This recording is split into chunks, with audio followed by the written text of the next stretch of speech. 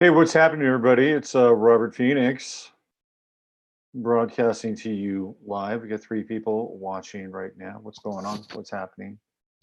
Going to just kind of marinate the juices a little bit here as we wait for people to kind of show up, arrive. Now that the doors are open, come on in. There's plenty of room. Plenty of room. Google and YouTube have provided me with an infinite number of seats. Is that amazing? An infinite number of seats. So we can have as many people in here as we want. Tell your friends, tell your neighbors, tell your pets, one and all. Come on in. It's Sunday night. It's kind of like church. That's what I think. This is my version of church on a Sunday, and I come to you in a Sunday night service, speaking to you the gospel of the stars, and another look into the soul of America and the world as a result of stepping through that portal. And we have a lot to talk about tonight. There's a lot that's happened. Yesterday, at about 10 o'clock in the morning, there was an event in El Paso, Texas, and we're going to look at that astrologically. And then later that day, actually early Sunday morning, something else happened in Dayton, Ohio, which we'll also take a look at astrologically and try to get a handle on what this means in terms of not just where the planets are and how the charts look, but what it means for the big picture and where we seem to be headed, which I'll get into tonight. And it's not a pretty picture. I'll be right up front with you. So buckle in and get ready. We're going to be here for about 90 minutes tonight. And then tomorrow, I'm not going to be on the show tomorrow, but tomorrow night, I'm going to be with Clyde Lewis over on Ground Zero. And we're going to be looking at what happened in El Paso and the strange connections to the Tate LaBianca murders, which happened 50 years ago. And I'll get into some of the symbolism around that. There's some interesting stuff happening there as well, as we seem to be kind of sleepwalking into Charlie Manson's programmed directive, or Charlie Manson's programmed mission, which was to start a race war and create a massive division. Project Helter Skelter. Now it seems more and more like Project Chaos or Operation Chaos. So let me just check in with everybody in the chat room and see what's going on here. Oh boy, bad week, huh? Been wondering if we were meeting. Yep. Hey, there's the purple one. What's going on, purple one? Let's see. Hello, Colleen. And there's FUP77, FUP77. Hi, Jeannie. Nice to see you. Yeah, nice to see you. And then who else do we have? There's Joan, the lovely Joan. And Carol. Hey, Carol. Joe Dimitri and Paulette. And Tanya. Sorry, I'm sorry to hear about that, Tanya. Tanya's mother passed away. That's a big deal. It's a really big deal. Anytime a parent passes away, it's a big deal. But when a mother passes away, it's a really big deal, because mothers are, they're the glue. Mothers are the glue that pretty much hold the family together in an emotional cradle. So, and I know that sometimes we have complicated relationships with our parents, and sometimes they get resolved and sometimes they don't get resolved. At the end of the day, guess what? They're still your parents, and they brought you into the world for better or worse. So Tanya, heart goes out to you, prayers and all that stuff. And I hope you're getting support and doing whatever you need. And hopefully you were on good ground with your mother before she passed. And that's really important. It's a really important thing to be on good ground with your parents or your loved ones.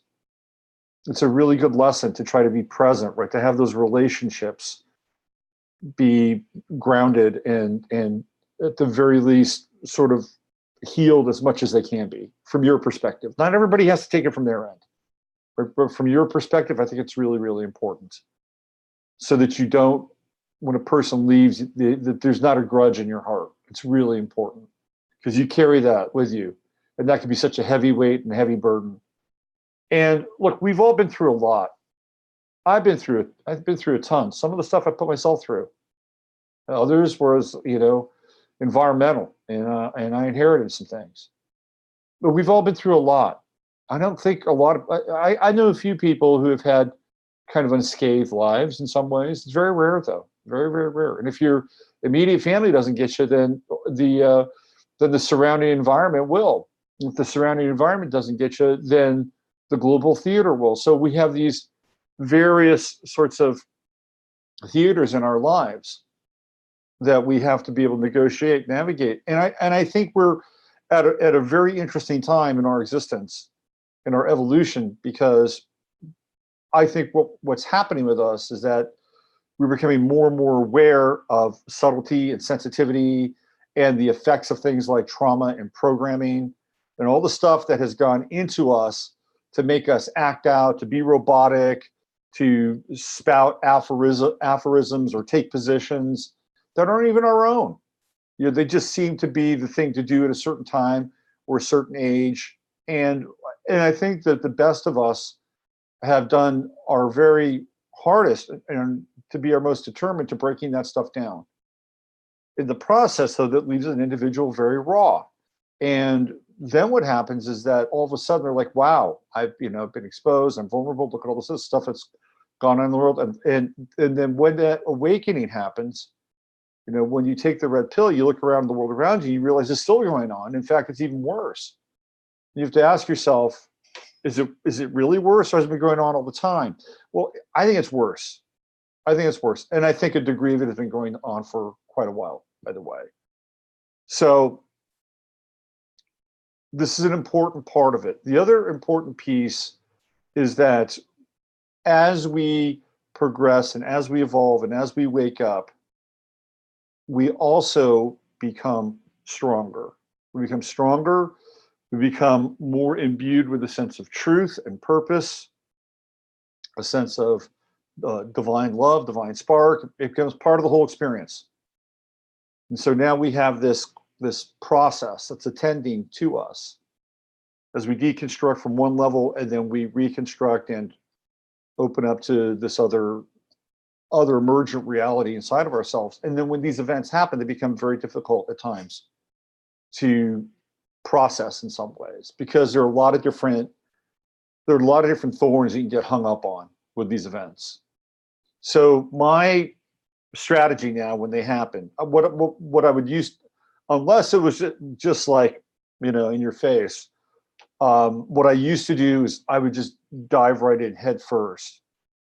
And now I generally tend to wait a little bit, maybe about 12 hours, because what I don't want to do is I don't want to have some kind of Pavlovian response to the whole thing. Like this thing happens and somebody's ringing a bell, right? Okay, there you go. I don't want to do that, because to me that's programmed, that's automated.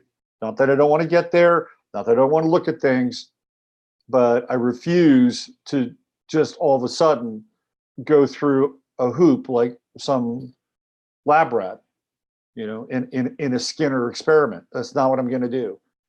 Everybody's got their modus operandi, but this is my strategy when this stuff happens. I don't press the accelerator. I just wait. I wait a little bit. I wait a little bit. I wait for things to sort of sift up and come through. I wait so that I don't become reactive. And that's the most important thing we can do, is not be reactive. It's something I've been working on my whole life. I got a moon Mercury conjunction in my chart, almost exact. So the response time from my instincts to my brain is very, very minimal. Tonight's show brought to you by Mountain Valley. Bottled in the Uchida Mountains in the USA. Refreshing alternative researchers since 2018. These guys have been around for a little while, I think. Good stuff. Although I did catch Emily. I mean, I did a video the other day. I think Randy is fixing it up, getting some copyright stuff cleaned up on there. But I saw Emily, she was drinking the Topo Chico. I won't hold that against her, by the way. Topo Chico is a hell of a sparkling water, let me tell you. Hell of a sparkling water. It's really good. But it was bought out, I think, by Pepsi or Coke or one of those all the best stuff always gets bought. Always, always, always. So anyway, we're going to go through some of that stuff. And the best thing to do is not, the best thing in my estimation, don't be reactive. Do not be reactive. Because we are entering into a time right now where this landscape, the landscape of judgment is changing very, very rapidly. And we are going to have to tiptoe through a number of societal landmines, let's put it that way, okay? And I'll get into some of that tonight, but don't be reactive. When this stuff happens, in a lot of cases, it's a big nothing burger. Like Gilroy was a big nothing burger. Why do you think nothing happened? Nothing happened, that's why. Big nothing burger. Now apparently that dude he's gone, he's dead. Santino Ligan. He's dead, supposedly. He didn't even exist to begin with. They had a guy who went to Nevada who bought an arm. He bought an arm. Maybe he used that name, quite possible. Maybe he used a forged ID. It's easy to do. Easy to do. Anybody in any agency, you know, real or covert, to cook that up like that, right? You know, so he bought a gun from a guy in Nevada. Establish the identity. Well, what else is there? There's nothing. There's nothing there. Across multiple people search platforms and engines, he didn't exist. I know. I've looked through them. He did not exist. Wasn't there. Was not there. And apparently this other guy from whatchamacallit, Dayton, there's like some information that this guy's actually dead. Like he is not even alive. Like he couldn't actually do what he did because he's actually dead. Okay. Connor Betts, that's his name. So again, there are some of these events where it's not worth investing in because for all intents and purposes, there's a really, really good chance that they didn't happen or they didn't happen the way that this whole thing went down. A couple of weeks ago, a couple of months ago, they had some shooters in Colorado. Well, that was kind of a big deal, wasn't it? Theoretically. But then they found out that the shooters did not fit the profile of the shooters that they're looking for, that they may actually have been real shooters who were you know, really pissed off and kind of crazy.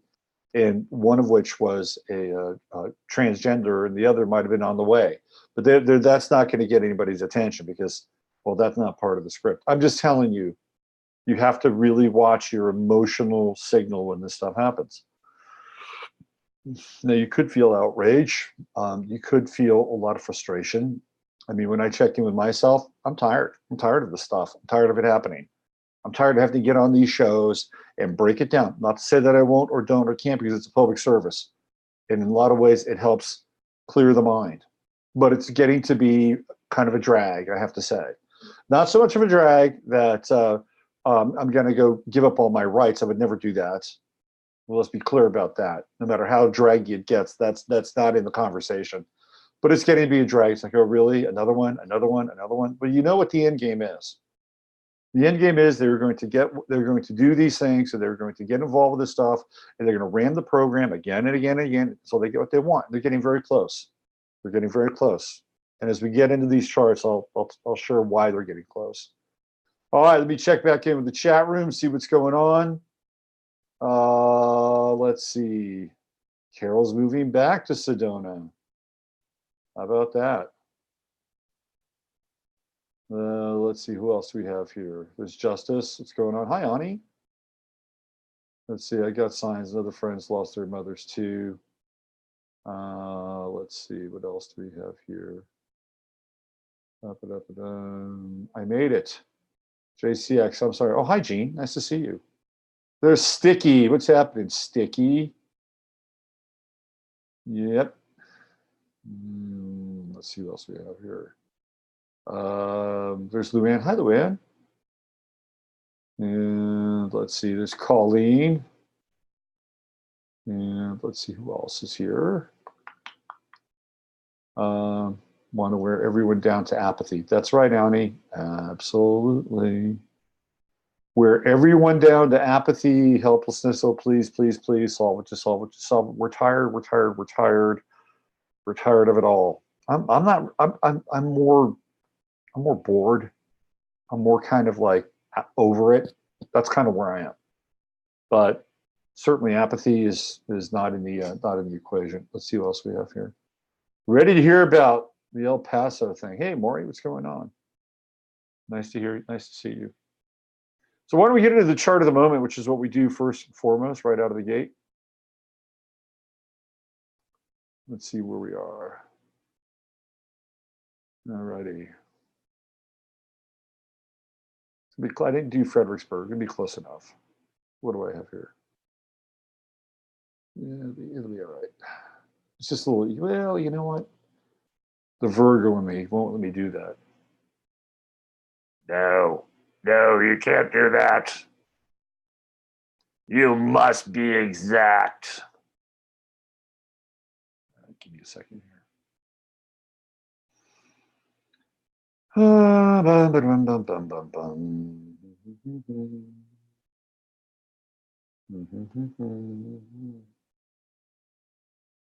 Other town. Fredericksburg, Texas. There it is. Plugging it in. All right. Let's go back to the chart of the moment. That one will be, exact, precise. It's about as exact or precise as they look at. There we go. Okay. Let me do a little quick screen share-a-reno. All right. So right now, as the crow flies, 6 degrees Aquarius on the ascendant. So it's a good time. It's a good ascendant for a show like tonight's, where we can get all Aquarian with one another. Speaking of Aquarian, was watching kind of a synopsis, about a 2-hour synopsis on the film An American Family, which I talked about a couple of weeks ago. It's really, if you guys got to watch this documentary.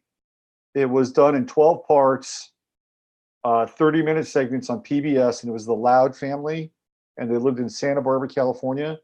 And I believe they shot it from 1971 to 1973, if I'm not mistaken.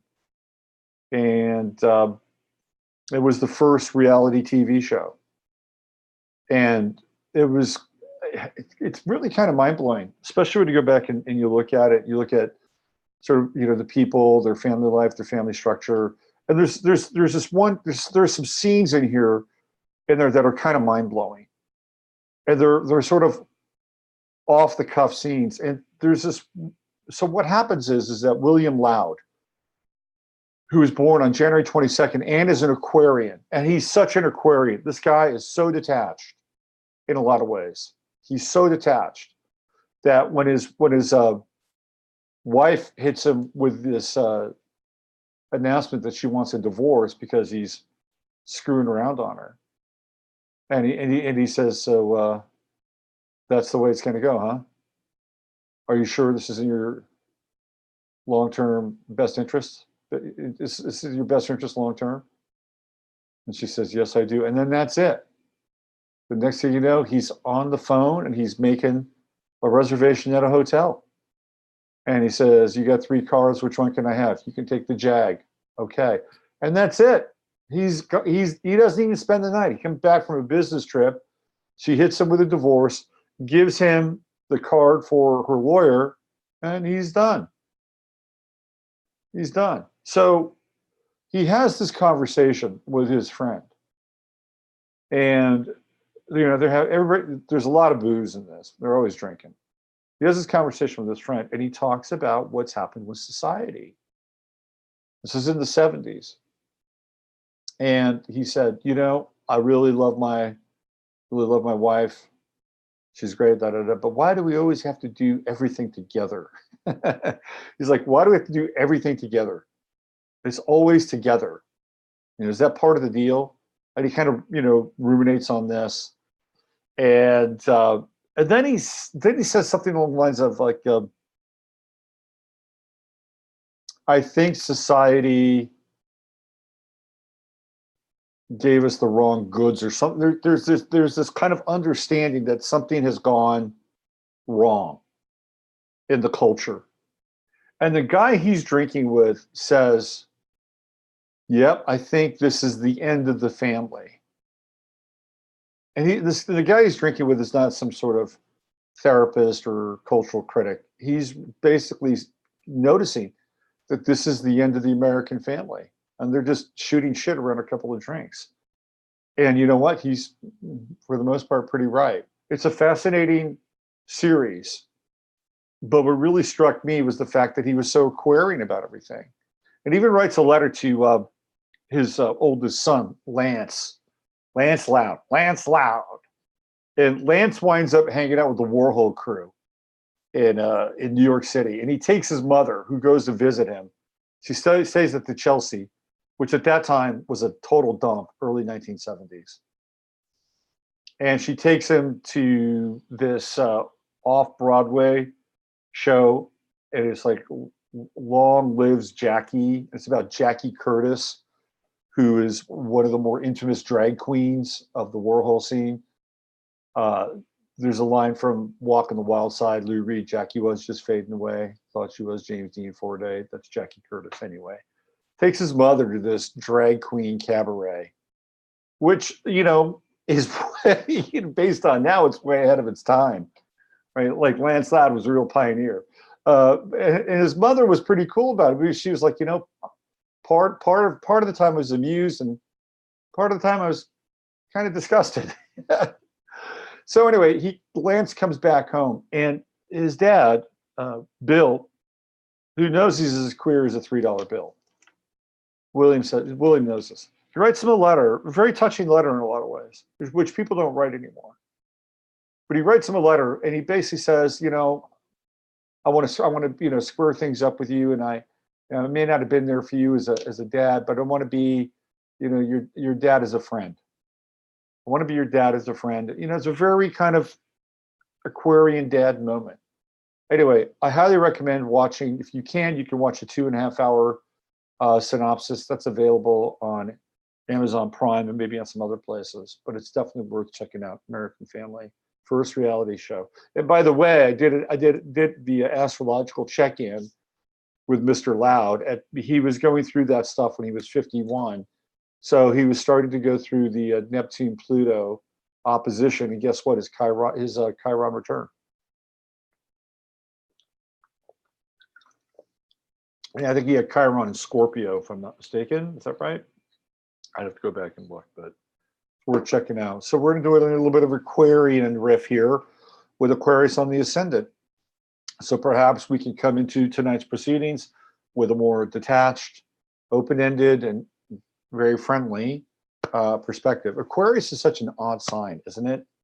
I think it's one of the oddest signs. I mean, I love Aquarius, don't get me wrong, but it is an odd sign.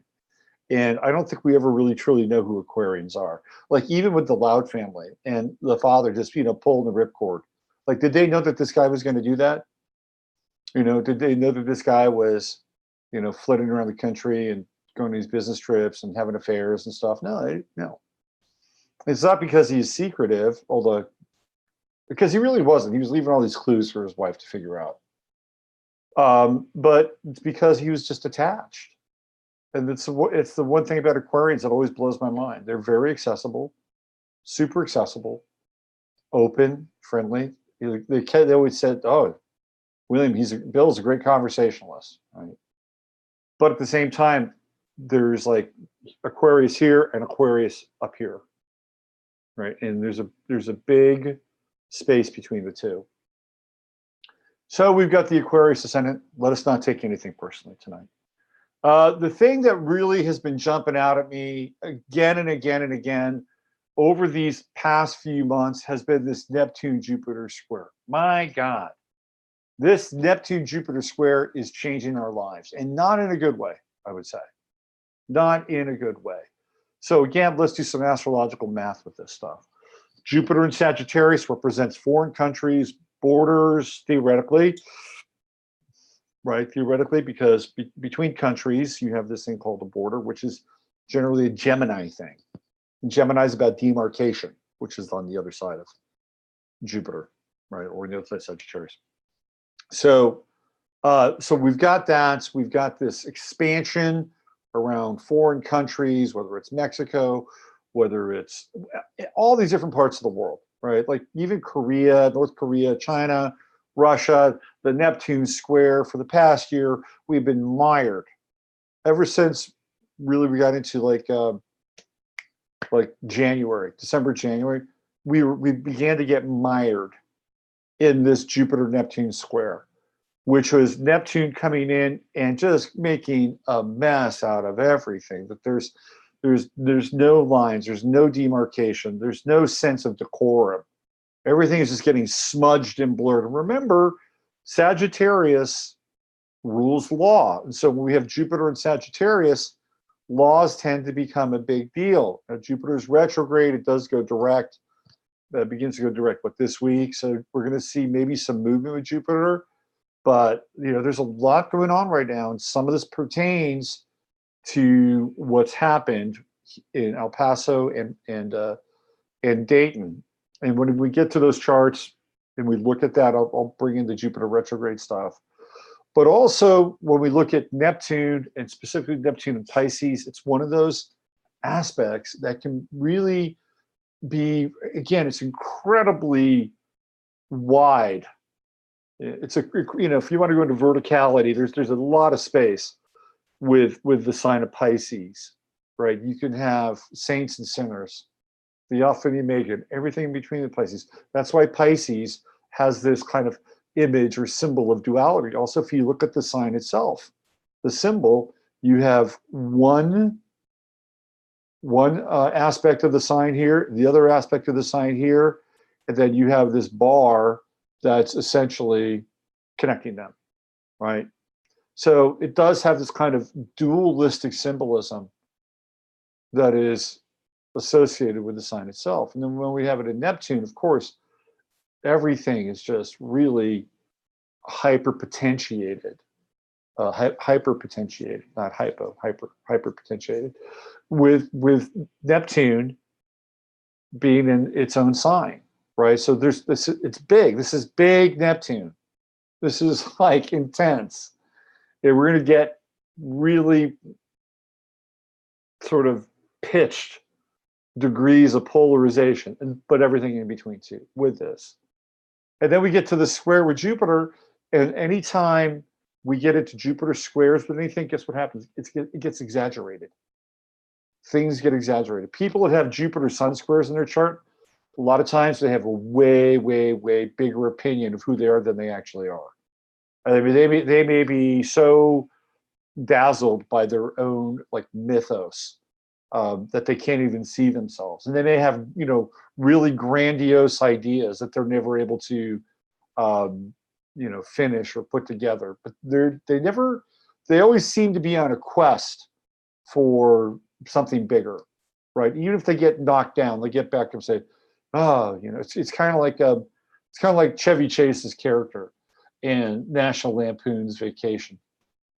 You know, he's driving across country. He's dauntless, and every time, you know, he goes off onto some, you know, weird, you know, largest mud pie thing, and something goes wrong, he, you know, gets right out. Hey, you know, let's go. We're going to Wally World. I mean, that's kind of like a Jupiter Sun square, and they're out of touch.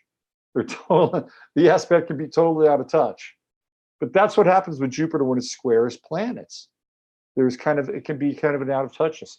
You know, Jupiter moon square, you might be out of touch with your feelings. You might be so emotional, you know, and putting your emotions all over the place that they may begin to lose their meaning in some ways.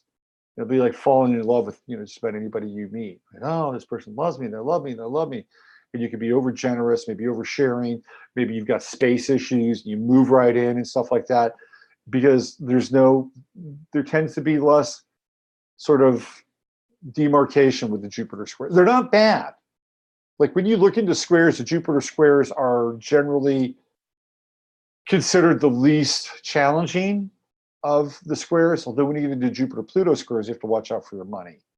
But nonetheless, they can't. And what separates Jupiter squares from those other planets, then with Neptune, is when we get into Neptune, things tend to get messy. Anytime you get into a Neptune square, things tend to get messy. So, we have messianism at times with the Jupiter-Neptune square. That can happen. We can have, victimization, which we've seen a lot of. Like the Jussie Smollett, that's a total Jupiter-Neptune square. Are you kidding me? Total Jupiter-Neptune. And coming on the heels of this weird lynching law thing, Jupiter, Sagittarius, right? So we're dealing with this now, and I can't wait till Jupiter actually moves forward and gets out of this square, because it's making things very, very difficult in terms of the discernment of truth and understanding sort of the nature behind the motivation of things or for things. It's very tricky. It's very, very challenging. Very challenging. So when we get into something like what happened on yesterday in El Paso, or late last night, early Sunday morning in Daytona, or Dayton rather, it's very hard. It's very hard to kind of piece things together. Even when you piece things together, which has been happening. By the way, there are a lot of people waking up. There are a ton of people waking up. And now the hammer's starting to come down. This is what's going on. And this is, again, part and parcel of this Jupiter-Neptune square. Again, I'm going to get into more of that, but it's just very difficult. It's a very difficult aspect, and it's making our lives more challenging as we are attempting to navigate through a turbulent social time when things are not what they seem. And they're not.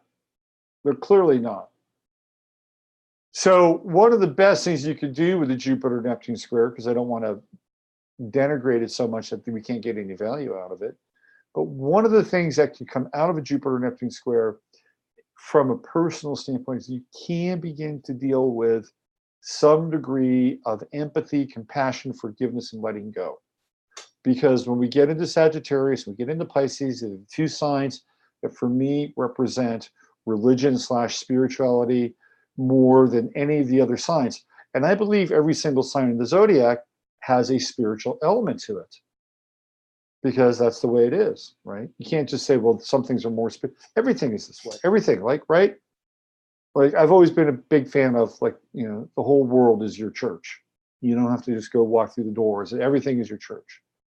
And everything is kind of one's congregation. That's, the fellowship of man, right? Theoretically. But of all that said, Sagittarius and Pisces tend to be the two signs that are most associated with the energy of spirituality and religion. So this is the opportunity to find out if you know your own chart, if you know where Jupiter is, you know where Neptune is. Those are areas that you can focus on with a, how do I say this, a measured and realistic objective or goal to forgive and move on. You don't want to just, go, wah, because it doesn't always work. I mean, maybe sometimes it does, but it doesn't always work. It's much better, in my estimation. There are times when you won't, trust me, there are times when you want to take off your clothes and you want to jump in the ice cold lake. There are times it's good to do that. And there are other times where it's good to kind of wade in to make sure that when you jump in, you're not going to get, your privates chomped on by some crayfish or whatever, right? I mean, I'm in favor, especially with the square, to sort of wade in and work with that energy, which allows one to be potentially more optimistic. Okay, potentially. The one thing that we want to watch out for, though, with the Jupiter-Neptune square is it's the D word, is demoralization. And if you have expectations, and let's say for all intents and purposes, your spirit is good, you've really come to some very clear conclusions inside of yourself, and you're really okay with whatever an outcome is with a certain part of your life. Let go and let God, right? Let's say that's the case.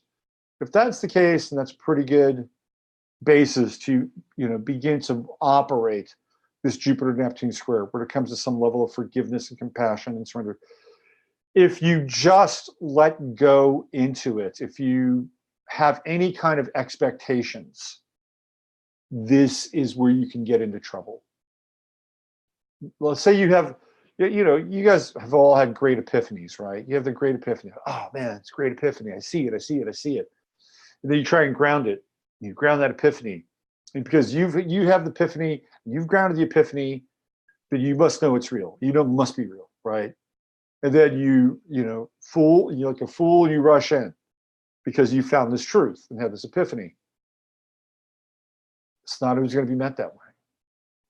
And that's not to say that your epiphany or your revelation is wrong. It's just that not everybody is ready to accept it, number one. And number two, it's not always good to theoretically cast pearls before swine. Again, this is part of the Jupiter-Neptune square. Jupiter's going to be moving past Neptune. Thank God we get out of this mess. It'll be interesting. I mean, we're going to have probably about another 3 to 4 weeks. And it hasn't even hit that exact point. When it gets into that exactitude at 18 degrees, that can be tricky. That can be real tricky. So anyway, where did I go? Where did this thing go? Man, did I get it up higher? Did I do this thing? Well, anyway, you can see it. You can see it right there. Let's see what else is happening. Yeah, well, we've got the Sun-Mars thing going on. Sun-Mars conjunction, trine Jupiter. That's good energy. And it's really, really good. I felt great yesterday. A lot of vitality. It's a good time. There's a lot of really vibrant, creative, alive energy that's actually circulating right now. It's just a damn shame that we have this Jupiter-Neptune square, which is, oh yeah, got all this great energy. Guess what? We're just gonna cleave that sucker. It's just gonna drain right out. It's okay though. You have to be a guardian of your own experience. That's what you got to do. You got to be a guardian of your own experience, and you can't let the outside stuff deflate you. Can't. We got to move beyond these things. Our experience is going to be determined from inside of ourselves. Really important. It's really important, and that way we don't get all caught up in groupthink too. And it's really easy to get caught up in groupthink, even if the group tends to be something that you might kind of align with. I was, should I even tell the story? I'm not going to tell it. Privacy. It's a privacy thing. Just make sure that because what I think could happen is that even the best of us can get swept up in the fervor of the group experience. Right? Some people call it mob rule, or the rule of the mob, or the group mind, and you have to watch out for that stuff. You just have to be really, really, really sharp so you don't fall into it. That's why we need to determine what's valid and real from within. All right. So we've got the square now with Uranus. Now remember, this is for today. So the sun was at 10 yesterday, which put it into a kind of a tighter orb with Uranus in that square. Certainly, we got a Venus square to Uranus, and this is a tricky square because we're dealing with fixed energy and fixed signs. And the Sun Uranus square, this would have started actually probably about 6 days ago. Here we go. It's changing. About 6 days ago. And with that Sun Uranus square, that would have kicked in energy. This would have been pre-new moon. It would have kicked in an energy that could be very confrontational. And we're still in that zone. Venus is in that zone too. Mercury now direct will ultimately, let's see, in the next 2 weeks begin to square Uranus as well. That's going to be an interesting square, by the way. Clash of ideas. Okay, and then we have the Saturn-Pluto conjunction, which is still ongoing as we speak. And Mercury's actually moved outside of the orb a little bit. Yesterday, Mercury was at 23, so it was much closer to being in opposition with Pluto. This is a tough one, okay? This is a tough opposition because how I'm reading this opposition, especially now and in light of the events that that we've encountered over the last 24 hours, is that I believe that the Saturn-Pluto opposition to Mercury has to do with our voice, and it has to do with our speech, and it has to do with our communication. And of course, Saturn represents hierarchies and organizations and governments, businesses at a very high level. Saturn represents power. It is the hypercube. It is the symbol of the elite. And with the Pluto conjunction, this is a very, very powerful time for people who ascribe to or are ruled by Saturn. And what I mean by that, I don't mean by ruled by Saturn in your chart. I mean ruled by Saturn as an ideological force. Okay, because don't kid yourself. People who follow these things take this stuff very seriously. Very, very seriously. And even if we were in sidereal, Saturn would be what, at about 2 or 3 Capricorn? So it'd still fall into their domain, right? But they take these things very seriously. The South Node is hanging out here. And once the South Node gets past Saturn, I think it could be very interesting for everybody involved. Somebody from China keeps calling me. That's so weird, man. Why I get this? This is like the second time this weekend somebody from China has called me. What's that about? 2 nights ago they called me twice. I don't know anybody in China. It's so weird. I think free speech is under assault. See, they're calling back again. They called 2 times last time too. Wish I spoke Chinese.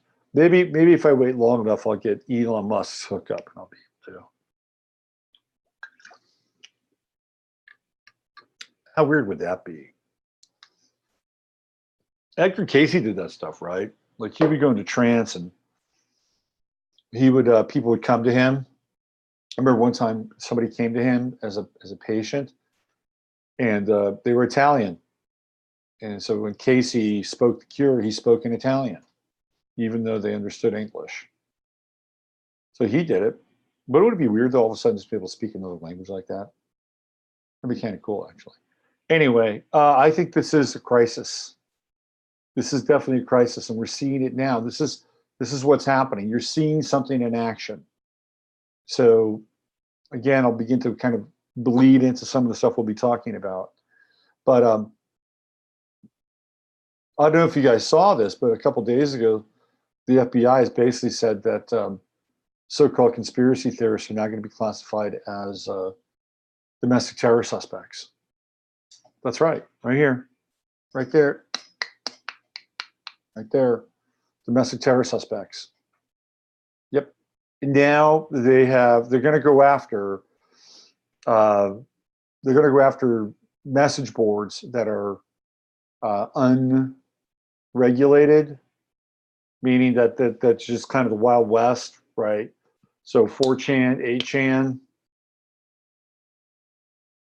especially 8chan, they're going to shut 8chan down, or try to. And if I'm not mistaken, 8chan is decentralized. There is no website.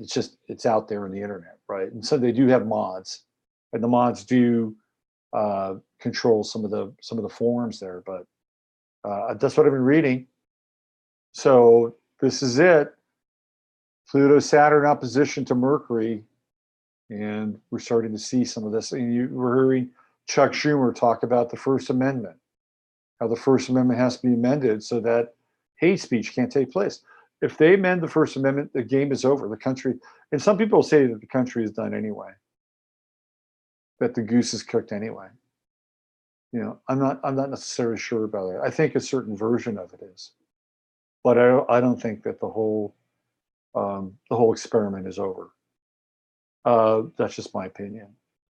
But if they take the First Amendment out of the Constitution, which they've already tried to do with all these bullshit hate speech laws, then we may as well just vote. I don't know, who do we want to vote in? Bernie Sanders?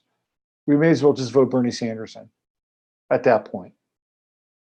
And if you're a real red-blooded American, I think life might get very, very difficult for a while. You may want to keep your passport handy, but we're not there yet. We're not there yet. But I'm telling you, every day, just chipping away, chipping away, chipping away, chipping away. And this is it. This is the Saturn-Pluto opposition. And right now, the North Node is on Mercury, which is good. Right? The South Node is over here, but it's part of this colossus of Saturn and Pluto. And probably due to the fact that these entities are acting out of fear, that they're freaked out. They're like, yeah, we wanted to, start this thing up and round them up and whatever, but man, it's gotten out of control. So they're doing everything in their power now to shut it all down. That's what's happening. And, to some extent, they've been fairly effective.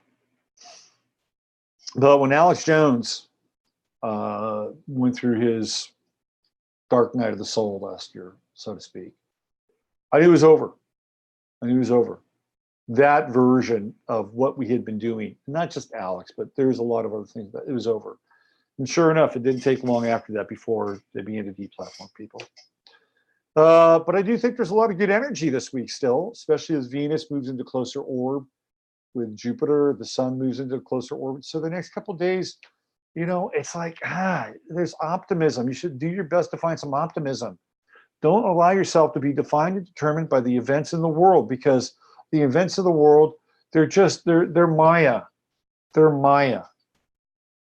The real spiritual masters are the people that can have a sense of joy and a sense of purpose and a sense of gravitas and a sense of empathy and clarity under any circumstances.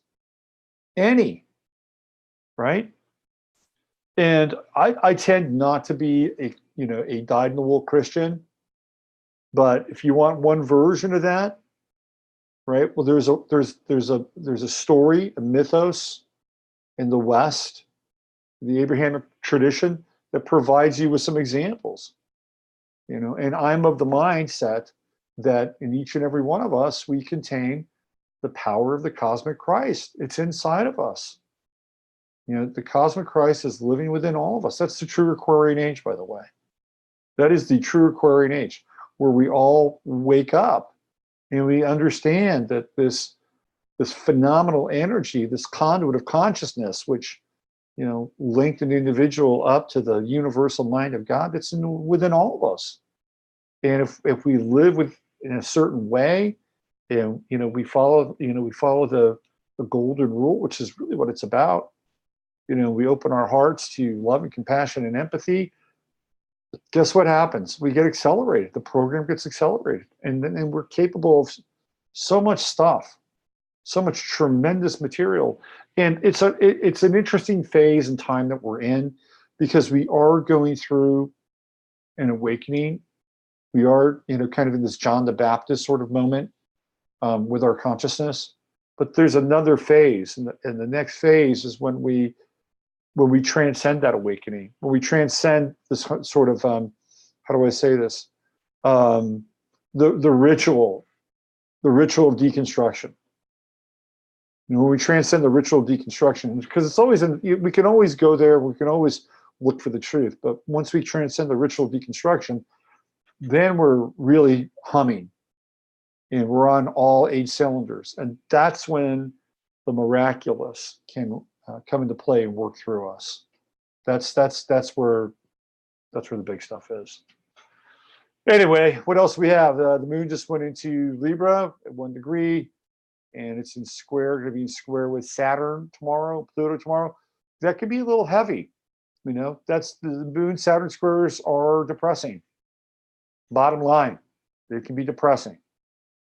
I would say that I would say we could look at something like homelessness as a social or mundane issue, but I don't think it's going to happen.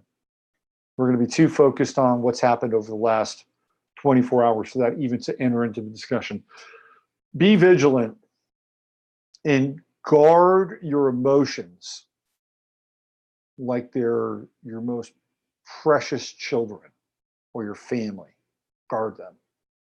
Very important. Very, very important. All right. Let me check with you guys in the chat room, see where you're at, see what you're doing, see what you're up to. Give me 1 second here. Let me find you. Where'd you go? Where'd you go, YouTube? Oh, there you are. Okay, what do we have? USA isn't gone yet, but the people are changing. That is a scary precursor. You'll be able to get them classified. What else do we have here?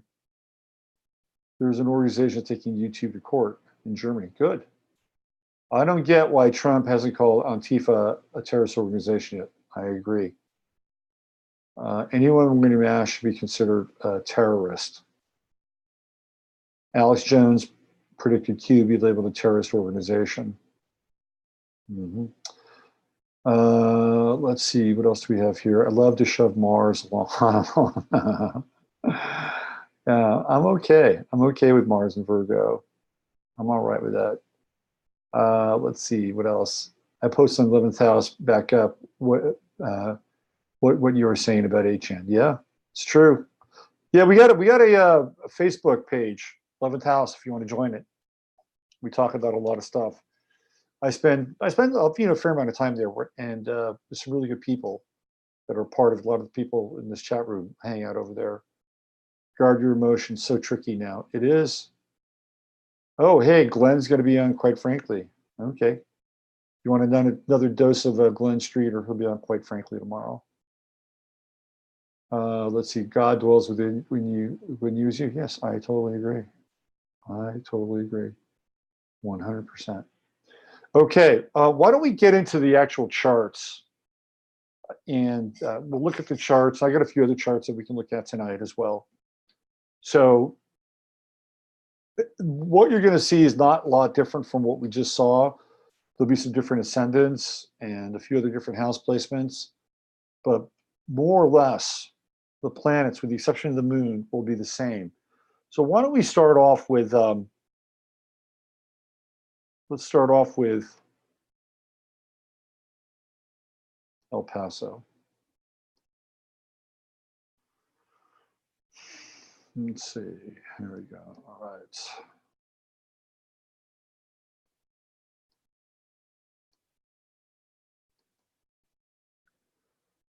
Okay, so again, you have to remember that this is 10 o'clock in the morning, roughly. People are, doing their thing in El Paso in Walmart. Now, what's interesting about El Paso, of course, that's where Beto O'Cuck is from. And it's going to give him a lot to talk about, won't it? Huh? Yeah, all of a sudden now, a guy who was becoming very irrelevant became very relevant very quickly, very, very quickly. And he's already going to be in the next round of debates because he has so much money, and there are still a number of people who are completely gullible and misguided to think that this guy has any amount of leadership. But I remember when I looked at his chart, he's got some funky stuff in his chart, but I did see that he had some aspects that right around election time would actually favor him. Okay, so I don't think he's going away. I think there are too many people invested in him in some ways. He's not going away yet. He certainly has become more relevant.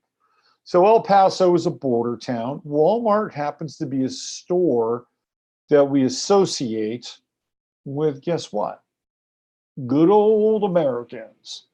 If you ever watch a Walmart commercial, it's one of the few companies that has commercials where they still have white people, and they're they sit at dinner tables together. Some of them, I know this is mind blowing. Some of them even have blonde hair. Can you believe that? Yeah, that's Walmart, and Walmart also has some other, funky, or trying to be funky, trying to hit diverse commercials. But when we think of Walmart, we think of Sam Walton, we think of America, we think of Arkansas, at a very superficial level. Walmart has a lot of other less than savory meanings, by the way, definitions, but that's one of them. So we have this interesting and curious blend of a place that's on the border and a town that is or was represented by Beto O'Rourke, and an institution that is, for the most part, sort of dyed in the wool with the American story, and people there are shopping. So this is interesting, right? We start off with the Midheaven and what's happening with the Midheaven. I'm just setting the stage here. We've got Mercury, we have in Cancer, we have the Trudeau in Cancer, 10th house people around the world, right there. This is commerce, and this is just folks. And what do we have down here in the 4th house? Saturn, Pluto, the South Node. This is where the opposition would be, right here to here, right? Right there. So it sort of sets the stage. And then we have the 11th house. Mars, Sun, Venus, all in the sign of Leo. So this is social media. There's a lot of energy here. So this is going to get a lot of push and a lot of buzz happening, right? And then even, some degree of congregation. What do we have? We have a yod. Neptune coming right in and yodding off against Mars. Pluto coming in and yodding off against Mars. What is Mars? Mars is action, it's violence, it's anger, it's the military, it's energy, it's male energy, it is the will, it is guns. So we have a big fat yod from Neptune and Pluto to Mars. This is the key to this chart. It's right here, okay? Right here. Of course, we have the Saturn sextile to Neptune, which I've talked about. I think it's been a pretty good aspect as far as I'm concerned. But now when Mars moves into this yod position, what do we have with a Neptune in conjunct to Mars? Well, there's something going on with Neptune. There's something ineffable. There's something that cannot be stitched together. There's something that is not clear. It is murky. It is an energy that, for all intents and purposes, can be downright obfuscating. It's like there's something going on here, right? There's a motivation. Usually what happens with a yod is you have to understand what the underlying motivation is. So to me, when I look at this, I'm saying, well, gee, if Mars is in Leo and we're dealing with a lot of the energy that we would deal with Mars, which is everything that I've just mentioned, and then we've got this in conjunct with Neptune, I'd look and say, well, there's a lot more than meets the eye here. There's an untold piece to this story that we're not seeing. Now, I've seen a couple of videos where there are two Latino women, and they said there were 4 men running around the store shooting, okay? 4 men, all dressed in black. And they weren't military or they weren't police. I've got the, I guess I could even play I got it here. May as well play it since I've got it. Why not? If you got it, use it, right, kids? Hold on. Let me see now. Oh, I got to export this. Give me 1 second. Uno momentito. I'll just do I'll do one. This one. This is the one that's I think has the most juice. 1 second here. Won't take long at all. It's only a 40-second video.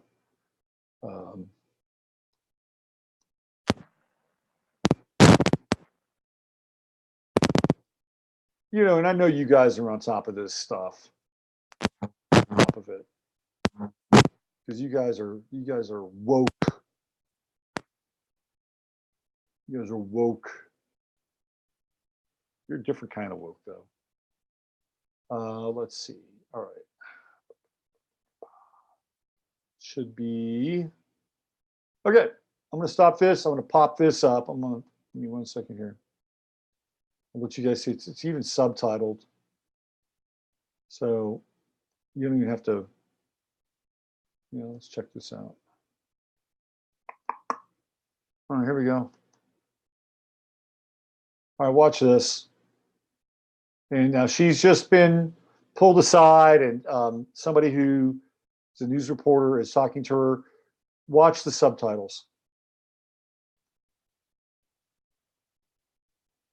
They were dressed in black.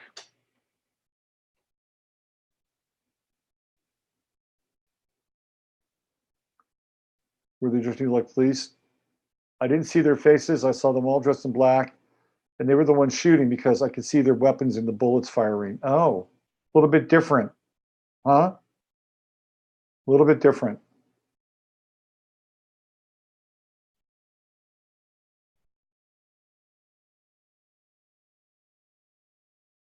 Is she a crisis actor? I don't know. It's going to be asked another question. Oh, is that it? I think that's it. I think it's the end of it. But there you go. Saw these four. There's another gal who says the same thing. Maybe says the same thing. Maybe I should pull that one up. Give me a second. I'm on a roll now. Let's see. Beep, beep, beep. Let me export this. This too. And then this whole thing with the guy, the shooter, gets very weird, very, very weird. And I'll get into some of that in a minute. Very strange, but I want to do more of the chart stuff first. Okay, let me pull this up here. Where are we? All right, so this is see if I can do a screen share on this one again. This one's going to have volume, and let me just make sure that my volume is correct here. Give me 1 second before I jump into this. Where are we? All right, it's here. Let me just do this. I'm gonna unplug just so you guys can see.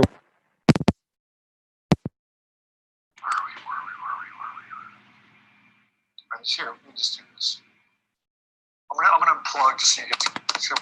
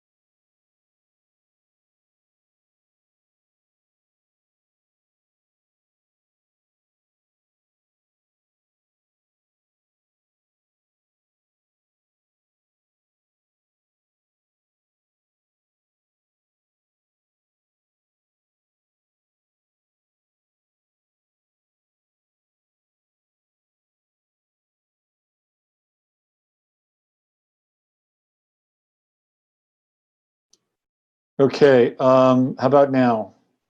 Can you guys hear me now? Is that better? Yes, it's better, right? Yes, yes. Here we go. I think you should be able to hear me now. Yes, yes, yes, yes, yes, yes. Thank you. Thank you, thank you, thank you, thank you, thank you. All right, so we're back. So you got the drift, right? You got the drift, which is the fact that something else was going on down there. So let's get back to the chart. I just wanted to show that to you. Let's get back to that chart. That's the inconjunct right here. Right here. Neptune in conjunct Mars. Social. The other inconjunct is Pluto, which is death. Death, power, transformation, the underworld.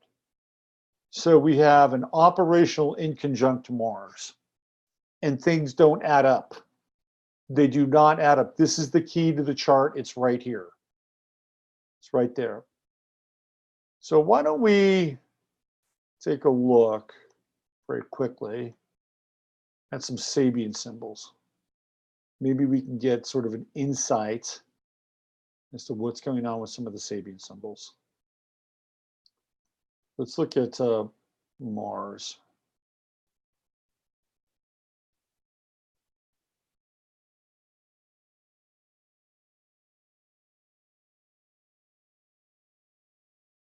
So the Sabian symbol for Mars at 21 Leo is intoxicated chickens dizzily flap their wings trying to fly. That's very interesting. I mean, when I think of that symbol, intoxicated chickens dizzily flap their wings trying to fly, it's almost like trying to interpret this event in some ways. The often negative and at times ludicrous first experience with spiritual teachings. I mean, this is what Rudyard says about it. He talks about sort of flying too high or being given information that is above your pay grade, that you're introduced to something prematurely. That's what he talks about. I'll read you this. I'll read you the sort of the roundup or the summation. The first symbol of the 29th fivefold sequence presents to us a picture of the unsatisfactory way many people today, especially young people, approach what purports to be spiritual reality. Remember, this is written right around the late 60s, early 70s. The food may be intoxicating, consciousness expanding, but the inner openings lack depth and constructiveness. Whether or not they produce what appears to be wonderful feelings, one may speak here of the danger of premature expansion of consciousness. Now, I mean, I would say that Rudyard is onto something, but I don't think it's the premature expansion of consciousness. I think it's the premature rush to judgment, especially with the inconjunct with Neptune and then Pluto in the mix. This is it right here, right? Right here. Pluto is in the fourth house. And most people heard about this when they were at home on a Sunday morning, generally speaking. Would have been 9:30 California time, and then 11:30 East Coast time, the fourth house, home, where it gets into that kind of wheelhouse of values. There's also that square with Uranus that I talked about. So there's a lot going on with this chart. And we can even throw this T-square with the moon in the opposition with Neptune, and then the square to Jupiter. Now, the 12th house is what's happening behind the scenes. You know, like the stuff that we don't know, we can't determine. We don't see what's going on, right? So there's something, again, hidden, very much hidden, and very much in this kind of emotional polarity that I think all of a sudden now we're having to deal with this Neptune Moon opposition. There's something about this T-square that again, it how do I say this? It doesn't bend reality. But with this T-square, it does make us question the reality of the events. With the moon opposition to Neptune and the square to Jupiter. What did I say about the square to Jupiter too? That's like mania, right? Especially with the moon square. It's like lots of emotions.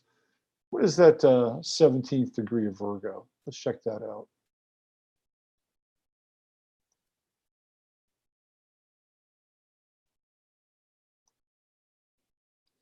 Yeah, so the 17th degree of Virgo is a volcanic eruption, the explosive energy of long repressed contents of the subconscious. This is going to be an eruptive event. Trust me on this. We are dealing with the dramatic release of energies which have been kept in check by the outer shell of the ego, controlled consciousness. It may be a spectacular catharsis, but it often takes paths of destruction. Yet unless some form of purification by fire is experienced, the inner pressure of the karmic past or more recent frustrations would shake up, perhaps even more destructively, the foundations of the personality. At this second stage, the objective confrontation with an image of the karmic past is being replaced by a subjective eruption of repressed memory and primitive cravings. Everything must be released from the psyche seeking to attain the transfigured state. The soul must become empty, the mind translucent. The key word is explosion. So what Rudyard is trying to say about this symbol is that at this degree,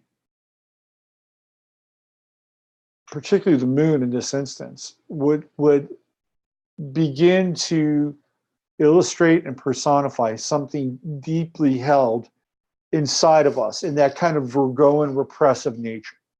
Because he's in Virgo, right? And what does Virgo do? It tends to stuff things. Well, everything's fine, everything's fine, everything's fine. Beneath the surface, it's not fine.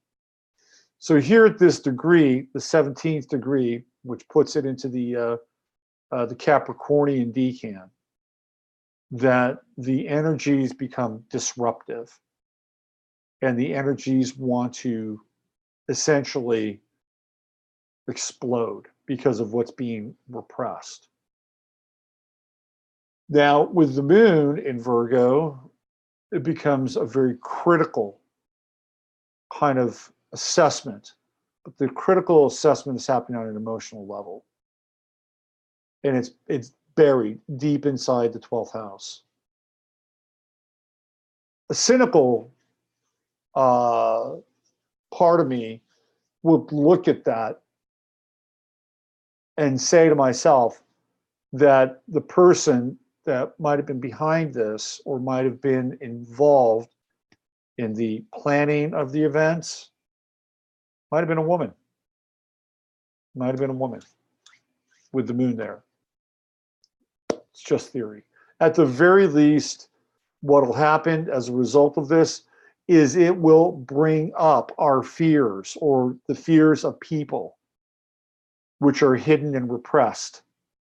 And not great because of the opposition to Neptune and the square to Jupiter. So it could result in a kind of overreach or mania. Now, there's a guy who's, I think he's a congressman, who's working on what's called red flag laws. And the red flag laws are laws that when somebody exhibits some kind of behavior, they get a red flag. They're a red flag, and you pull them off the streets. So this is where this is starting to get serious, right? This is where it gets, we're getting into a territory now where I've already talked about how they've said that, basically FBI said that if you're a conspiracy theorist, you can be labeled a domestic terrorist. Now you get somebody who's talking about red flag laws. Okay, then you start to add this stuff together. Now you've got Chuck Schumer saying that, well, we have to amend. We have to change the First Amendment. So all this stuff is cumulative. And I think this is a pretty dangerous prospect right here with this T-square because of what's hidden here with the moon in the 12th house.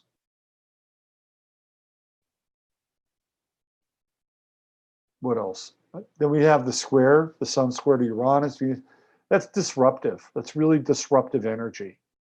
That's, you know, sort of radically disruptive. Uranus is in the 8th house. It's a house of death. Yeah, there's a lot going on. But I think that the biggest aspect here for this chart is the fact that we have this yod. Also, there's no air. There's no air here, with the exception of the ascendant in Libra. There's no objectivity. There's no objectivity at all with this, right? No objectivity. There's a lot of high strange with this guy who's supposed to be the shooter down there, Patrick Crusius. Have you guys been following him at all? There's a lot of really weird stuff. There's a picture of him in a squad car. I'll show you. There's a picture of him in a squad car in Dallas not long ago. Like, why was he in a squad car? And is it even... Okay, so let me show you. That was a picture here. Let me show you some pictures of him. Let me find the right ones. Give me a sec.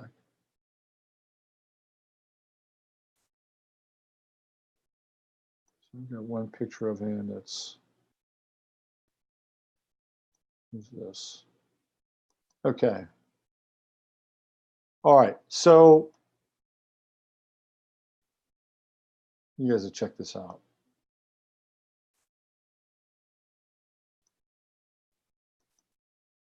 So this is a picture of Patrick Crusius. Now, his father is a therapist. He's not just any kind of therapist. He's into this special kind of therapy, which is, what's it called? Duplicate. Is it duplicate therapy? It's something that Dr. Phil pushes. And his father is kind of like this, you know, he's created his own brand of energy transformational modalities. His father is basically a new age therapist who had 40 years worth of addiction and had a meditation that changed his life, and he was no longer an addict and wanted to bring this to people's lives. That's his father, okay? That's his father. Does this kid look like a shooter? Doesn't really look like a shooter to me personally. That's not to say that people can't turn. It does happen. The father has a very unusual profile. Let me give you another image. This is the kid. This is Patrick. Let me show you another image of him.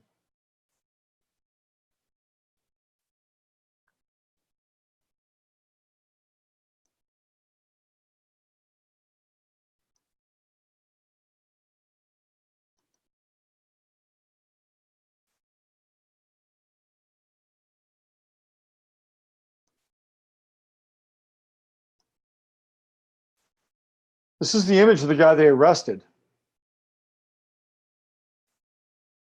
Now I ask you, is that the same person?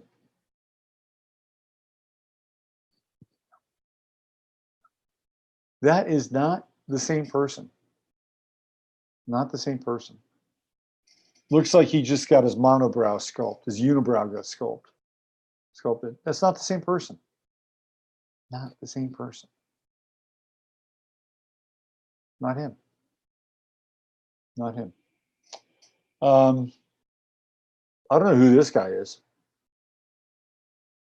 I don't know who he is. But I know that he's not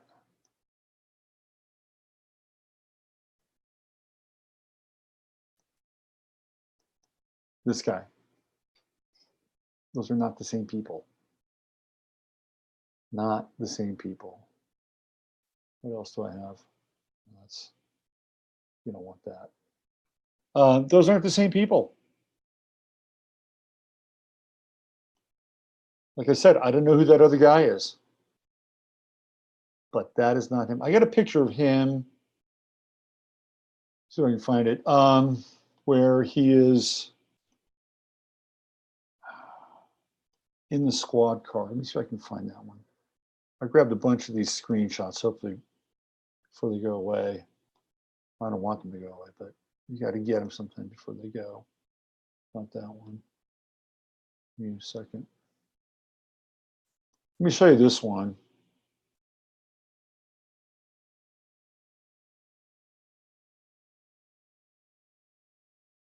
So this is the guy, his father, okay? This is his Twitter page, John Brian Crucius. I'm a licensed therapist that integrates traditional talk therapy with energy and sound healing. I teach meditation in my own brand of energy healing. He's a big fan of Marianne Williamson. See that? That's his dad. That is his dad, Richardson, Texas. He's got 10 followers. Needs to work in that Twitter account. That is the father of the so-called shooter. How about that? About them apples. I've got another one here of him. Let me see if I can find this one. It's right here somewhere. Give me a second.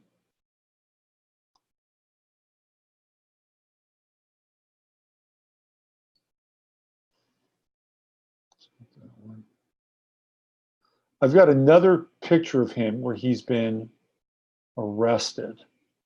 I think this is it. Yeah, what's up with this one? Check this one out now. This is a weird one. So this is from 7/27/98. 1998. That's when he was born, right? 7/27/98. That's from today at 11:46 a.m. Patrick Crucius from Dallas. So this is the guy that they have, that they arrested. That is not the same. I don't think it's the same guy. And by the way, his hands do not look like if you're arrested, your hands are behind your back and you are cuffed. His hands aren't cuffed. If they are, they're not behind his back, which is very rare. 9 times out of 10, your arms are behind your back. But again, does that guy right there, look at that guy right there. Does that guy look like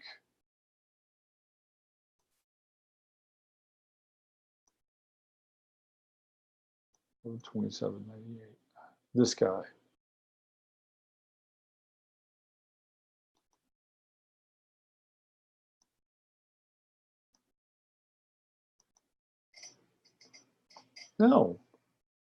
No, he doesn't look like that guy at all. I don't know who this guy is in the back seat of this car. I don't. I absolutely don't.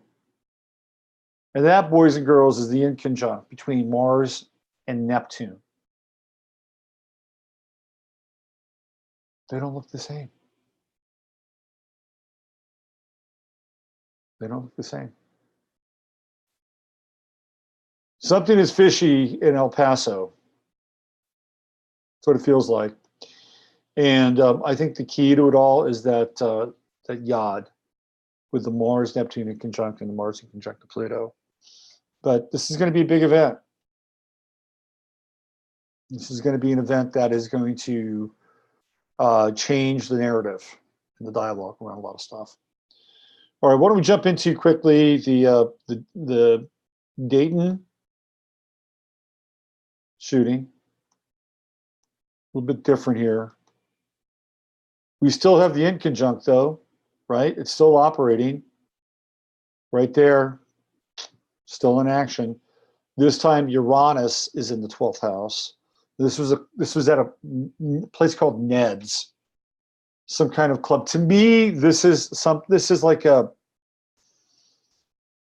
this to me is like a Pulse nightclub sort of event, or this is like the Borderline in Los Angeles. This is what this event feels like to me.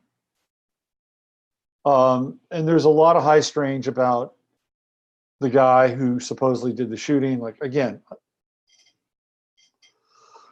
did he even exist? I mean, there's a lot of weirdness around this one. Now, I'm buddies with Mark Matheny, who's a pretty good astrologer and a good researcher. Mark and I were talking earlier tonight, and there is a company that has been looking for crisis actors for all this week in Ohio. They got a bunch of drills slated to go off in Ohio over the course of the next 2 weeks. So you people in Ohio, you guys need to be on your toes, okay? Because there are a bunch of drills that are slated to go in Ohio. And Mark brought that to my attention. And there's a company, what's the name of that? Let me punch this up here. Give me 1 sec. It's called Consolidated. No. 1 second. This company's been hiring crisis actors. This guy just does not, this Crucius guy does not look like the guy who's supposed to be the guy. I'm sorry. It's just not happening. Not happening at all. Let me just give me 1 sec.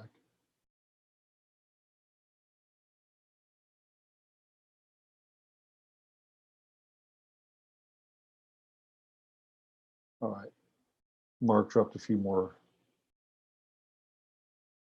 nuggets in my chat with him.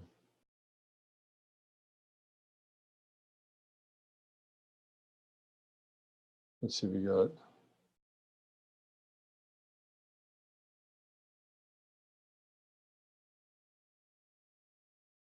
There are a lot of questions about this thing, about both of these events. Give me 1 second.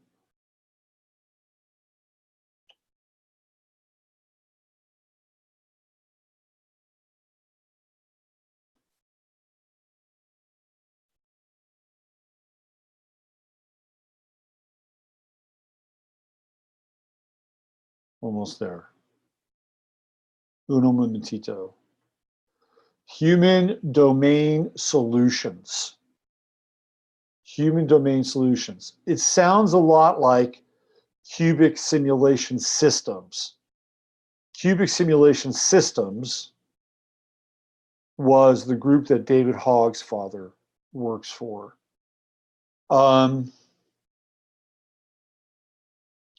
Human domain solutions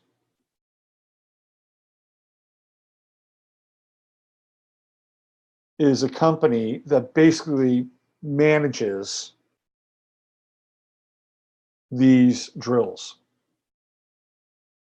And they've been looking for crisis actors all week for Ohio, and they're still looking for them. By the way, if you want to be a crisis actor and you're in Ohio, go check out their website. They were also the same company that was looking for crisis actors in Virginia when they had the Virginia shooting. Human domain solutions, nightclub events, 12th house. A lot of the same aspects are going on, but slightly different. The ascendant is going to be Taurus and not Libra, both ruled by Venus though. And here we have the true node and the south node together again, or north node together again. South node over here, 3rd house communication. And we're dealing again with the opposition with Neptune. The move has moved out of square with Jupiter though. And we're still dealing with these oppositions. Now Uranus comes into play, and it's making the square to the sun and square to Venus, which we saw again. 12th house hidden behind the scenes. We have Aquarius on the midheaven. Basically, it's the same aspects, but with a bit of a different sort of orientation. What's interesting is that the 4th house plays a role in both of these charts. So that gets into the emotional center of most people, living in this country, the fourth house. Are we safe? Are our kids safe? All that fourth house kind of energy. Interesting. It's basically the same thing without the T-square. I think of the two events, the one that is in some ways a bit more telling is the El Paso event because of Neptune in the sixth house, which is work, like the everyday thing. And with Neptune there, it'd be interesting to see, be interesting to talk to the workers from that Walmart. That'd be an interesting conversation to have. Talk to some of those people. All right. Let me check in with you guys. See what you're doing. See what you're up to. See what's happening. What do we have here? Ted Bundy. HDS, casual role players bring realism. Human domain solutions. Yeah. Let's see what else we're calling in. Angels through the crisis actor Solomon used. I like that. That's good. HDS is Virginia-based small business. Human domain solutions. Yep. Dude, listen. Solar lamb. I usually do. And you know what? I do the best I can. You're right. Maybe I can do better. Maybe I can do better. I'll take your advice into consideration. I'll take your advice into consideration. Because I can always sharpen my game, right? Not taking it personally. All right. I do have some other charts if you guys want to go over them. And these are kind of more for, I would say, fun in some ways. So I wanted to bring up Kamala Harris's chart with Tulsi Gabbard. And I talked about this before. And Tulsi Gabbard and Kamala Harris, when I first saw their charts, I knew they'd be rivals. I just knew it. I knew there would be a debate where they were going to throw down, and it happened. And it's right here. These two are potentially very bitter rivals. There could be some connection too. I mean, Kamala Harris has that hot Aries moon, and it does conjunct her sun, right? The Tulsi is a hardcore Aries. Mercury, Mars, Venus, Sun, all in Aries. Unapologetic. She'll, if you watch Tulsi Gabbard during those, like the interviews with Anderson Cooper and with Chris Cuomo, right? When you watch those interviews, she doesn't back down. She doesn't apologize. And that's a trait of an Aries. That's a total trait of an Aries right here. Doesn't back down. So they're rivals. They got the Sun-Sun opposition. Her Mars is in opposition to her Sun. And Tulsi Gabbard's Pluto is right on Kamala Harris's Sun. What did she do? She destroyed her. You want to see the aspects of destruction? They're right here. They're right there. Right there. Pluto on the Sun, Sun, Mars, Venus. So basically, Kamala Harris is caught between this Plutonian Martian vice grip. And she got crushed. This is it. These are the aspects of being crushed. Now, Tulsi does have her Neptune on Kamala Harris's descendant. She can't trust her. Not with Neptune there. But, maybe they'll be able to straighten things out because they do have a nice grand trine together. They do have a very nice grand trine. But do you want to see destruction in action in the chart? It's right there. It's right there. And I knew it would happen because at the end of the day, they are not pals. They might be able to work something out, but they are not pals. They are definitely not pals. All right. I wanted to bring up Marianne Williamson's chart too. Just revisit it for a minute because she got a lot of buzz during the last debates. So let me bring her chart up here.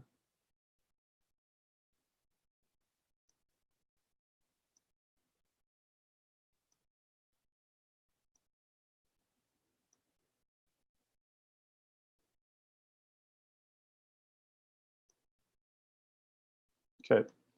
So here's Marianne Williamson's chart right there. All right. So one of the things that I found interesting about her chart, and we talked about this last time, was the Uranus-Sun conjunction, which is the same conjunction, albeit in a different sign, that Donald Trump has. And it's the same Uranus-Sun conjunction that Liz Warren has, but at different degrees, because Liz Warren's right at 0 degrees Cancer. So I was thinking about how when Trump was elected, Uranus was in Aries. So what we had is we had kind of the radical male. And now that Uranus is in Taurus, what we're beginning to see is the radical female, whether it's Marianne Williamson or whether it's Kamala Harris or whether it's the squad. We're seeing the radical females with Uranus and Taurus. It's kind of how it's happening, right? So would that translate into electing a radical female as a president? Quite possibly.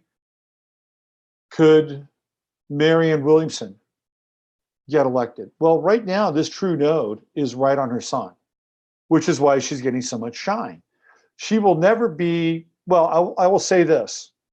I will say this. She's going to have a pretty good ride with the true node on her sun. In a month or so, she may have something come up for her that will make her feel very uncomfortable. That she'll be put in a position where there's something that's found out about her. So this would be in the next month, and maybe before then, quite possible, with the true node hitting her Uranus in the first house. If she makes it past this disclosure, and by the way, she's a very difficult person to find information on. I know this. I spent hours this last week going down the Marianne Williamson rabbit hole as much as I could. And the way that the algorithms are wired now is that when you go to search, you get pretty much only the most relevant searches that have happened within the last, or results in the last year to year and a half. Okay? That's what happens. If you want stuff that's older, and I went across multiple search platforms. It's very difficult to find. The majority of the results I got for Marianne Williamson really go back mostly to about 2016. And then the majority of them for the last week, 2 weeks. But I spent a lot of time going down that rabbit hole. I did find some other interesting stuff, which I'll probably talk about later this week. Maybe I'll talk about it now. I'll talk about it now. One of the things that Marianne Williamson, what I found a very interesting interview with her on Haaretz, which is an Israeli newspaper. And Marianne Williamson is, she's Jewish on both her mother and her father's side. And her father changed the name to Williamson when the family moved to Chicago. That's originally where her family's from. I think the family name was Nevshevsky on her father's side. And then they're Ukrainian and Belarusian. And her father was a big immigration lawyer in Houston. And there's a scholarship named after him. So she comes from a family of social justice warriors. So Marianne Williamson is an SJW with a bit of a Christian mystical Course in Miracles tip to her. That's what she comes from, right? And in this Haaretz article, which I think went back to right around 2011 or 2012, something like that, she talked about her admiration for Theodor Herzl. And Theodor Herzl is the father of modern Zionism. And she actually has an admiration for Zionism. So Marianne Williamson, who also tends to be a bit Palestinian-centric, at least she was in her ideas before. Right? It'll be interesting to see what happens now. But she was very much in favor of kind of a modified version of Zionism. It's one of the few things that I found that was kind of interesting. And the fact that once her father got here, he started to bring everybody from Europe over. So all of her relatives, grandparents, which go back to like the 1800s and stuff, they all wound up dying in Houston because he brought them all over here. So those are her roots. And she comes from a social justice warrior background. So she's radical. She's got a Sun-Uranus conjunction. But I do think if she makes it past this kind of gateway the next 3 to 4 weeks, that she's going to have a very interesting time come the first of the year. Because right here in January, that's when the true node will be in Cancer. So she's going to have basically from January till roughly about March with that true node on her ascendant. She'll be very popular. She'll be very, very popular. It'll be interesting to see what happens for the next round of debates. She may not make it, but she may not go away either. She may not go. I believe this confers upon her a degree of popularity right now. And even though it's momentary, life is a momentum game, and it'll be interesting to see what she does with the momentum. She's got Saturn getting ready to go into her 8th house, which is a very interesting and very, very difficult transit. And it represents a death of sorts. So she's playing with Capricornian energies. So will this be the death of her ideals? Will she have to take on sort of the more sort of traditional political game in order to get what she wants to achieve? She's got a true node in Aquarius. So she is, by and large, an Aquarian entity with the Sun-Uranus conjunction, true node in Aquarius. And even to some extent, Jupiter is kind of moving into her 12th house. But she's got an Aquarian orientation. And she's, she will appeal to people with very broad ideas and ideals. And she'll be quite good with the media. So, Marianne Williamson has been honing her craft and honing her skills with people for decades. She used to do like a Sunday service in Los Angeles. She used to do it with Steven Tyler of Aerosmith. So she's good at what she does, and she'll get better. And when I say better, I'm not advocating Marianne Williamson. You'll see her Aquarian skill set come to the fore the more she gets some kind of media representation. So the more that you'll see of her, the more this is going to come out. And it's really interesting because I said, what would be the first thing you would do if you were president? Do you guys remember? She said, I would reach out to the Prime Minister of New Zealand and get together and talk about how we're going to change the world. Like, right on, sister, right? So she went right to that 9th house. Right to that 9th house, went all the way across the planet and connected in with Jacinda. I forget her last name now. She connected right in with her. Right? Bang. She went right to her true node. First thing would that be the first thing I would do? Hell no, that wouldn't be the first thing I would do. If I was president of the United States, first thing I would do is I'd repeal the fucking Patriot Act. That's what I would do. That's what I would do. What would be the first thing? I'd repeal the Patriot Act. Oh. Yeah, let me tell you why. I wouldn't be reaching out to the Prime Minister of New Zealand, but that's her true node, right? It's kind of wacky. That was like a wacky response, but she's smart. She's very, very smart, and I think she's got like an NLP thing going on. She's got Mars in Scorpio. So one of the things that people at Mars and Scorpio they have sexual energy. And I've been on forums where there are dudes go, oh, I'd hit that, right? That's her Mars and Scorpio. And I don't really find it attractive, but I think that some people would. And she's got that Mars. It's in, what is it, trine? What is it, 5 degrees? What's it doing? It's trining Uranus in her chart. So that's radical. So it's a big trine, 9 degrees. But that's radical creative energy. Again, from just a presidential perspective, she's got way too many squares to Neptune. Moon square to Neptune, Sun square to Neptune, Venus square to Neptune. She's a backtracker in a lot of ways. She also has a bad temper, really bad temper. She's got a Mars square to her moon, and that's what you get in Mars moon squares. People are gonna have really fiery tempers. Like when Anderson Cooper was kind of going at her a little bit, I thought she was gonna kick him in the balls. She has an edge. Marianne Williamson has an edge. It's right there. It's that Mars moon square. That could also be passion. You can tap into it with passion. That's part of it, right? But she's just got too many squares to Neptune.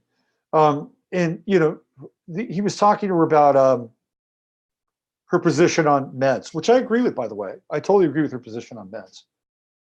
And she was talking about how people need to go through a spiritual crisis versus just, going down to their doctor, their therapist, and start popping meds to feel better. Like, yeah, you're supposed to go through a dark night of the soul. You're supposed to go through the fire. And she was talking about that. And I actually agree with her about that. I do. But she was on Russell Brand's podcast, and she said that meds are a scam. And she could do that because she's with Russell Brand. And that's the kind of, this kind of lingo, this kind of talk. Yeah, they're a scam, man, But when Anderson Cooper asked her about it, she had to apologize. You know what? She did apologize. Tulsi Gabbard would never apologize.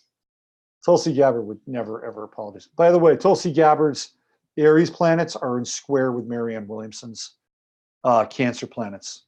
It'll be interesting. I hope for the sake of variety in spice that Tulsi Gabbard and Kamala Harris and Marianne Williamson get to the next debates, because I want to see more of what I saw the other night. But I would say, by and large, this is not a presidential chart. But she could be somebody who could be very effective as somebody's like, I don't know, minister of spiritual growth or whatever, right? She's got a Pisces midheaven. She's aspirational. That's what happens with people with Pisces midheaven. And she's also got some very interesting sextiles to Jupiter. This woman has confidence in herself. I'll tell you that right now. When you get into sextiles with Jupiter, that's confidence, big time confidence. Squares to Jupiter, even sometimes that can be confidence. Remember I was talking about that? The squares to Jupiter and sometimes overconfidence. Interesting stuff. Anyway, Marianne Williamson's chart revisited. There we go. All right, let me check back in with you guys. See what's going on here. Let's see. What we got? Tulsi's on actually vote for Cancerian Loon. I suspect she's out there, man. She's definitely out there, right? We know that. Saturn will dry up her sex life in the 8th. Expect an angrier Marianne. Oh, that's good. I like that. That's funny. That's very funny. Too many squares to Neptune. Too many squares to Neptune could be on the same bill of 30 seconds to Mars. Right? That's what I think. Let's see, what else do we have here? What else? Jacinda Arden, thank you. Jacinda Arden. What does Saturn conjunct Neptune do in Libra? Trying hard, but idea of fairness is slippery. To me, a Saturn conjunction in Neptune is a lifelong dedication and agreement to make spirituality real. And it depends on where. It's a very interesting conjunction, because it could be one of those things where you could fall out of favor with spiritual leaders or spiritual teachers in your life. Like, for instance, you're the priest or the rabbi or whoever, they can become human, or the father himself could become very, very human. But there's usually like a fall associated with it. But anytime you get into the Neptune story, there's also the potential for redemption. And so somebody who has a Saturn-Neptune conjunction really has to kind of to hang in there with the spiritual process. Like, you can't get out of it in some ways. You're committed to it. And ultimately to become your own, spiritual guide or your own spiritual leader in your own life, right? After all these entities or all these personas begin to dissolve and fade away. Who's left? What's left? And that's taking responsibility for your own spiritual growth. And it can also be taking responsibility for others as well. But it's not easy. It's really, but over time, which is the nature of Saturn, it does get easier. And with the Saturn transit through Aquarius, that could actually be quite helpful and help you get your mindset around that. But again, the degree of the orb is really important, because if it's within 3 degrees, it can get really claustrophobic, and some of the feelings of being let down with a Saturn-Neptune conjunction can be very, very deep and very profound. And then having to carry water for other people, like the father, like who, is always late or doesn't show up or is drunk or whatever. With the Saturn-Neptune conjunction, you'd be the person that would say, you wouldn't make excuses, but it would be like trying to find the other side of the story. Well, there's this going on, or there's this going on, or, it's kind of like everybody else has abandoned you, but I won't. It's that kind of energy. But at some point, you would have to internalize that so that you can become your own spiritual authority with a Saturn-Neptune conjunction. And in Libra, it could also indicate a very soulful, maybe not always exciting relationship, but it could be a deep and profound kind of soulful relationship in the sign of Libra. All right, what else do we have? Let's see. I have the opposition. A half a minute, thanks. You have opposition. Is he talking about opposition? Let me just see here really quickly. Let's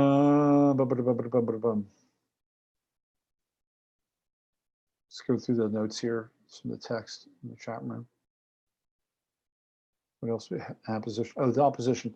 So the opposition, okay, my bad. So the opposition, Saturn-Neptune, is that right? Saturn-Neptune opposition. That's a bit tricky, right? Because Saturn is always dealing with Neptune from a place of objectification. So it's like sitting back and seeing from a certain perspective how fucked up things are, right? A Saturn-Neptune opposition can be very cynical. It could be like, yeah, well, yeah, the world is full of bullshit. People they're fake, they're false, they're phony.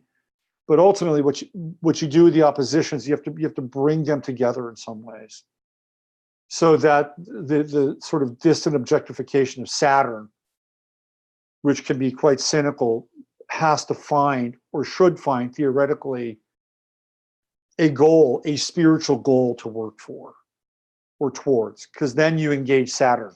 So instead of saying like, well, the world is a fucked up place, and people are fake and they're phony, and religion sucks, it's a bunch of bullshit, and it's a bunch of lies, and a bunch of guys in small pointy hats, or just small hats in general. With a Saturn-Neptune opposition, you would have the responsibility to say, okay, well, if that's not what I want, well, what do I want? What do I believe in? What can I do? Because Saturn is goal-oriented. So you have to have something on the other side of Saturn from a Neptunian perspective that you have to reach for. And it doesn't have to be social. It could be something that can inspire you. It could be something along the lines of, I want to kick an addiction. I want to get rid of 50 pounds of my life. And then all of a sudden, people are like, wow, you lost all that weight. What'd you do? Well, I stopped drinking and decided to lose some weight. Wow, that's really great. I've been thinking about doing that myself, right? You see, Saturn is always going to be the thing in action. Jupiter will talk a good game, but Saturn is where the rubber hits the road. So with a Saturn-Neptune, anything with the opposition with Saturn, but especially Saturn-Neptune in opposition, you've got to have it's very helpful if you have a spiritually oriented goal that you can move towards, so you can integrate it, especially if the other stuff is not working for you. How does that sound? There you go. Saturn opposition Neptune. Neptune in stellium with Sun, Mercury, Jupiter. Wow, that is a lot, man. Sun, Jupiter, Mercury, Neptune. Wow, that could be very, very that could be very intuitive, very, very psychic. So Saturn in that instance would be about grounding a lot of that stuff too. You know, it's an interest. It's a life work. It's like welcome to Earth, right? Welcome to Earth. You got to bring it all. You got to bring it all in.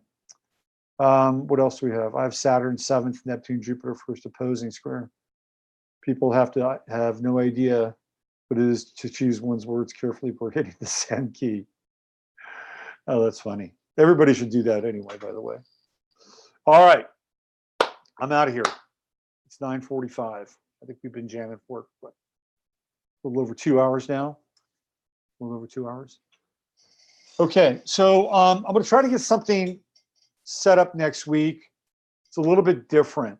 Okay, part of what I'm going to do this week is I'm going to try to figure out a way to take your calls so that you can actually call in and dialogue.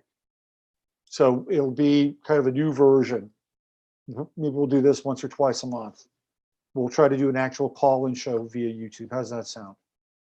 Does that sound good? I'm going to be working on it. And other than that, you know, just make sure that you're a steward of your emotions. It's really important. Really, really important. Just don't give your emotional signal up to these parasites. You know, these archons is what they are. Don't give it up. Hang on to it.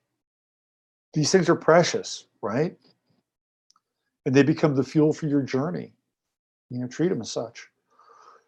All right, we've had a real uptick in people signing up for the event in October. So it's starting to gain some momentum now. I'm about halfway to my goal of getting at least 50 people out there. So you can find out more about it on my website, robertphoenix.com. And it is going to be Harvest Moon in the Hill Country, October 11th, 12th, and 13th. We're going to have speakers, myself, Emily Moyer, Glenn Streeter, Joan Sefcik is going to be there. The Crimmies are going to be there. Some people that you know from the chat room. Ani's going to be there. You know, there are a lot of people that have some very interesting skills who are not on the program. Some of you probably don't know this, but Ani is like a full-on channel. Like she's done a lot of channel stuff. And she's going to be there just hanging out, being a part of this thing. Jeff Gates is going to be there. Jeff's been a guest. He's just hanging out. He's not presenting. So there's going to be a lot of people there that actually have some real skills and some gravitas. They're going to be a part of this event. So there's going to be some heavy hitters that are just going to be hanging out and enjoying our time together where we materialize. You know, we're going to materialize. We're going to be coming in from, the transporter room, right? We're beaming down to the planet, and the beaming down is going to be in Fredericksburg, and it's going to be very, very cool. We were hanging out there yesterday, just on the other side of the hotel near the beautiful, beautiful river, the Guadalupe River. Man, really great, totally great river, just on the other side of the hotel. You can go down there, hang out, chill out. Maybe we'll all get baptized. How's that sound? Okay, I'm out of here. Use your head to discern what's real, your heart to discern what's possible. I'm Robert Phoenix. Thank you, everybody, for being here tonight. I really appreciate it. And I had a lot of different images, because what happens is, I'm jamming for the show when stuff is breaking, and I'm just picking up. I was grabbing images all the way up until the show started tonight. So I apologize if it was a little on the scattershot side. Next week, I'll be a fucking machine. All right, I'll be a machine.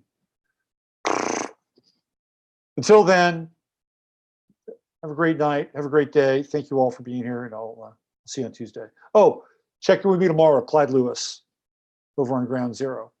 I'll have more on some of this stuff. Okay, bye for now.